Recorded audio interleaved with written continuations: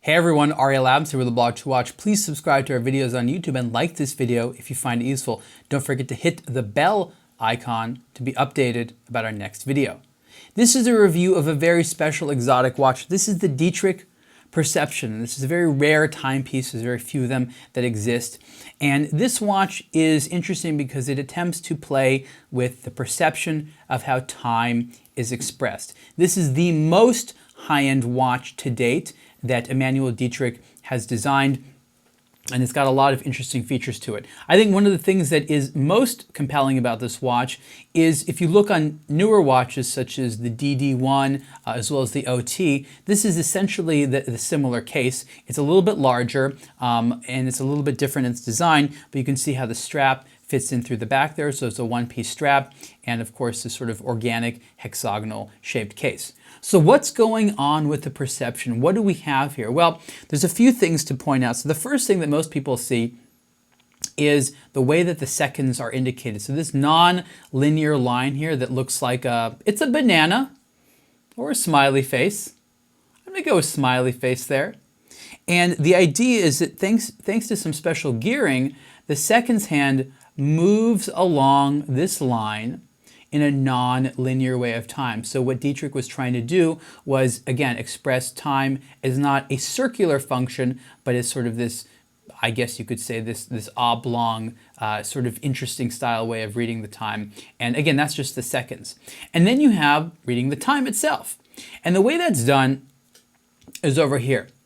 If people are familiar with the star wheel or the satellite telling system that Urwerk popularized, and there's a couple other brands that do it, that's essentially what's going on here, but with a little bit of a twist. So I'm going to pull the crown out here so you can see essentially how it works here.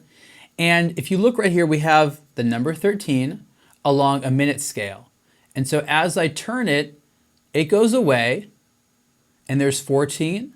And again, this is a 24-hour watch, so the time is told in 24 hours as opposed to the 12-hour format. And so I'm pulling it along there. You can go backwards. And each of these, I guess you could say these structures that the hours are located on is actually a wheel. And you can see over here a little bit, as the time moves, that wheel turns, and these are little satellites. So each one has a few numbers on there, and that's how you get the full 24-hour set of markers. So it's not the most legible watch in the world, but you can see that you have 17 o'clock that would be moving, so it's 1740, 1745.